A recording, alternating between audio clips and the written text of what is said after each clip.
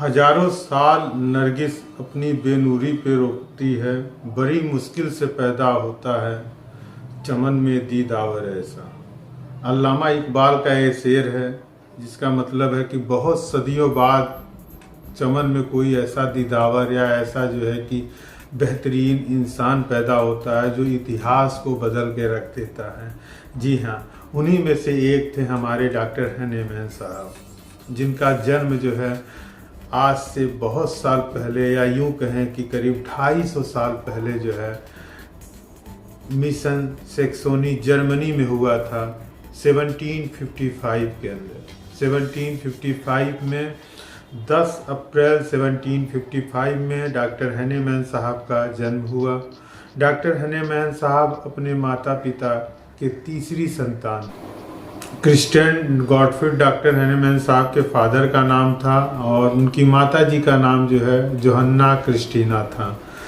पेशे से doctor Hahnemann साहब के फादर जो है वो एक पोर्सलिन पेंटर थे, क्योंकि मिशन सेक्सोनी एक ऐसी जगह थी जहाँ पे 4000 पॉपुलेशन की संख्या अगर कही जाए, 4000 लोगों की जो पॉपुलेशन थी उसमें जो है सब अधिकतर जो है कोई कलाकार था, आर्टिस्ट था, कोई पोर्सलिन पेंटर था। इस तरह जो है पूरा एक एरिया बसा हुआ था मिशन सेक्सोनी जर्मनी में।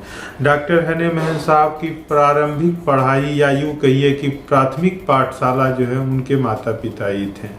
उनके माता पिता ने उनको प्राइमरी पाठशाला या प्राइमरी जो या प्राथमिक जो पढ़ाई थी वो डॉक्टर हनीमैन साहब के माता पिता के द्वारा ही उनकी हुई।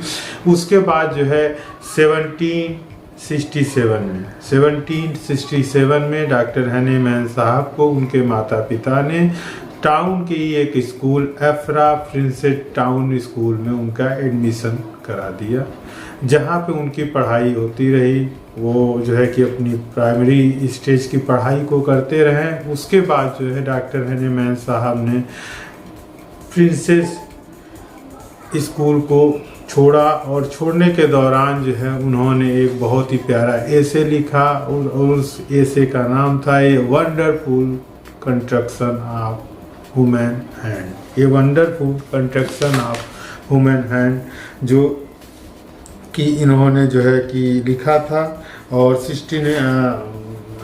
Wonderful construction of human hand लिखा। उसके बाद जो है डॉक्टर हनीमैन साहब 1775 यानी कि 1775 में जो है हनीमैन साहब ने लिफिज मेडिकल कॉलेज जो है मेडिकल कॉलेज या मेडिकल स्कूल था, लिफजिट मेडिकल स्कूल, उसको ज्वाइन किया। उसके बाद जो है अगर बात की जाए तो डॉक्टर हनीमैन साहब ने एर्लैंगन यूनिवर्सिटी जो कि जर्मनी में ही है, एर्लैंगन यूनिवर्सिटी से डॉक्टर हनीमैन साहब ने अपने एमडी की पढ़ाई को पूरी किया। एमडी की पढ़ाई पूरी करने के बाद जो है डॉक्टर हनीमैन साहब की जो रुझान थी वो प्रैक्टिस के दौरान लग गई। होम्योपैथिक प्रैक्टिस तो उस समय वो करते नहीं थे, क्योंकि एलोपैथ फिजिशियन थे, तो एलोपैथिक प्रैक्टिस से शुरुआत किया। लेकिन बहुत जल्द ही उन्होंने जो है एलोपैथी प्रैक्टिस में बहुत ढेर सारे जो है दुष्परिणामों को देखते हुए उनका मन जो है बड़ा ही विचलित हो गया, और वो जो है कि अपनी प्रैक्टिस के साथ साथ जो है वो ट्रांसलेशन का भी काम करने लगे, अनुवाद भी करने लगे। वो मेडिकल किताबों का अनुवाद करते थे। उसी दौरान उन्होंने कूलेन मटेरिया मेडिका की विलियम कूलेन द्वारा लिखी गई कूलेन मटेरिया मेडिका का अनुवाद किया, और कूलेन मटेरिया मेडिका के अनुवाद के दौरान उन्होंने ये देखा कि सिंकोना बार्क की जो है कि उन्होंने कूलेन मटेरिया मेडिका में लिखा था कि सिंकोना बार्क जो है लेने के बाद उसके बिटरनेस टेस्ट की वजह से बुखार जैसे मलेरियल फीवर जैसे सिम्टम आते हैं। हनीमैन साहब को ये बात बहुत ज़्यादा चुभी इसलिए कि ऐसा क्यों होता है कि अगर कोई भी दवा खाने के बाद मलेरिया जैसे सिम्टम या पेरुवियम बार्क खाने के बाद बीमारी जैसे सिम्टम क्यों प्रोड्यूस होते हैं। वहीं से उनका दिमाग जो है इस बात पे लगा, और उन्होंने जो है 1719 में इस किताब का अनुवाद कर रहे थे, और 6 साल उन्होंने इस बात को बहुत ही बारीकी से समझा और स्वयं में भी अपने आप में उतारा। जब उन्होंने हनीमैन साहब ने जो है कि 2 बार दिन भर में 2 बार 4 ड्राम सिंकोना बार्क को पीना शुरू किया तो उनके अंदर बुखार जैसे लक्षण, मलेरिया बुखार जैसे लक्षण आने लगे, और उसको बंद कर देने के बाद धीरे धीरे वो लक्षण जो है ख़त्म हो गए।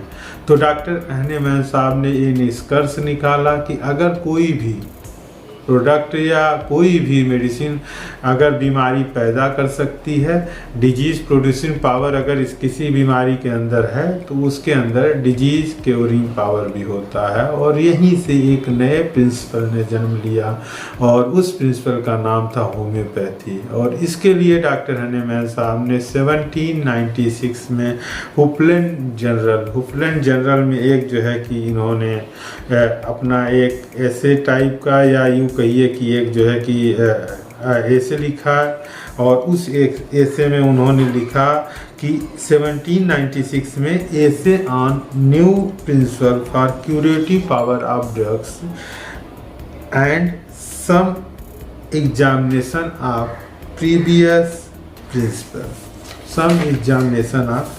प्रिंसिपल को लिखा। और उसको लिखने के बाद जो है डॉक्टर हनीमैन साहब ने होम्योपैथी की एक बेहतरीन खोज करी, या यूँ कहिए कि होम्योपैथी की शुरुआत डॉक्टर हनीमैन साहब के द्वारा कूलेंट मटेरिया मेडिका के थ्रू शुरू हुई। अगर हम बात करें इनके पर्सनल लाइफ की, तो डॉक्टर हनीमैन साहब की पहली जो शादी थी वो 17 नवंबर 1782 में हेनरिचे पुचलर से हुआ था। और उसके बाद जो है इन्होंने दूसरी शादी, सेकेंड मैरिज जो है कि उम्र वाली मैडम मेलिना डी हर्वेली से की। और उस दौरान जो है इनकी जो है कि शादी जब हुई थी वो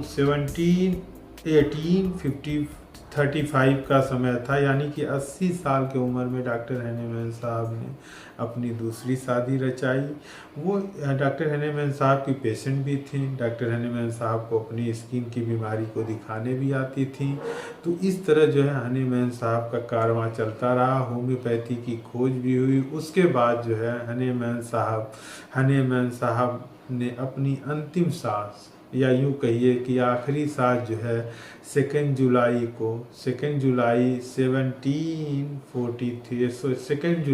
1843 में सुबह 5 बजे पेरिस में ली, और पूरे दुनिया को अलविदा कह दिया। लेकिन अलविदा कहते कहते उनका आखिरी जो शब्द था वो ये था कि मेरा जीवन व्यर्थ नहीं गया, ये उनका आखिरी शब्द था। उसके बाद जो है हनीमैन साहब ने इस दुनिया को अलविदा तो कह दिया, लेकिन उनके विचार, उनकी होम्योपैथी की देन कभी किसी को अलविदा नहीं कर पाई। आज हजारों करोड़ों फॉलोअर्स जो है होम्योपैथी को अपना रहे हैं, या यूँ कहिए कि होम्योपैथी ने हजारों करोड़ों अरबों लोगों की ज़िंदगी को संवारा, सजाया, और जो है कि एक बेहतरीन ज़िंदगी की तरफ ले गया। अगर हम बात करें सीधे जो है कि हमारे देश भारत में, तो वहाँ पे होम्योपैथी के करोड़ों फॉलोअर्स आपको मिल जाएंगे। और इसी तरह जो है जर्मनी ने उनकी बात को, उनके सम्मान को देते हुए, डॉक्टर हनीमैन साहब के सम्मान को देते हुए, डॉक्टर हनीमैन साहब के नाम से सैमुअल हनीमैन नामक एक ट्रेन का उद्घाटन भी किया। और वह ट्रेन जो है कोटन, जिसको मक्का ऑफ होम्योपैथी भी कहा जाता है, वहाँ से चलना शुरू किया था। अगर हम बात करें तो ये जनरली जो है कि ये जो आप ट्रेन थी कोटन से, जो ट्रेन चलनी शुरू हुई थी, अगर हम उस ट्रेन की बात करें तो वो ट्रेन जो है अगस्त 27, 2015 को उसका उद्घाटन हुआ। उसके पहले विश्व गुरु, या यूँ कहिए कि पूरे दुनिया भर में सबसे ताकतवर देश वाशिंगटन, यानी अमेरिका में वाशिंगटन डीसी में डॉक्टर हनीमैन साहब की प्रतिमा अनावरण किया गया। और डॉक्टर हनीमैन साहब की प्रतिमा को स्कॉट सर्किल में रखा गया। और डॉक्टर हनीमैन साहब की मूर्ति का उद्घाटन 11 अक्टूबर 2007 में वाशिंगटन डीसी में किया गया। तो ये बहुत ही बड़ी बात है डॉक्टर हनीमैन साहब के लिए। उसके बाद जब मेडिकल साइंस की खोज हो गई, तो उसके बाद हमारे डॉक्टर हनीमैन साहब द्वारा जो है कि ऑर्गन ऑफ मेडिसिन के एडिशन लिखे गए हैं। यूँ कहिए कि ऑर्गन ऑफ मेडिसिन के 6 एडिशन टोटल लिखे गए। क्रोनिक गई, उसके अलावा जो है कि materia Medica pura, chronic disease, और साथ में जो है कि अनेकों बुक लिखी गई और ये उदाहरण रहा कि होम्योपैथी के लिए हमारे हनीमैन साहब का सदैव जो है होम्योपैथी समाज आभारी रहेगा।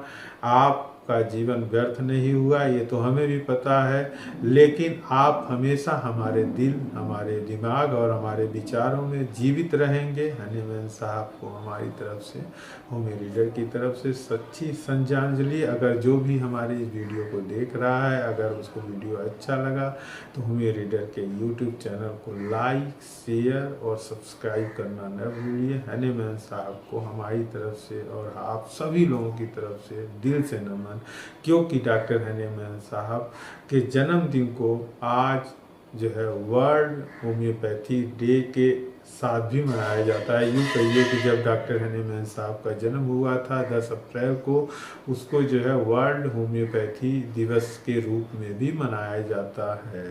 तो ये रहा हनीमैन साहब पर हमारी एक छोटी सी पेशकश। आपको कैसी लगी हमें ज़रूर बताइएगा, और साथ में जो है हमारे होम्यो रीडर के यूट्यूब चैनल को और लोगों तक शेयर करिए। धन्यवाद।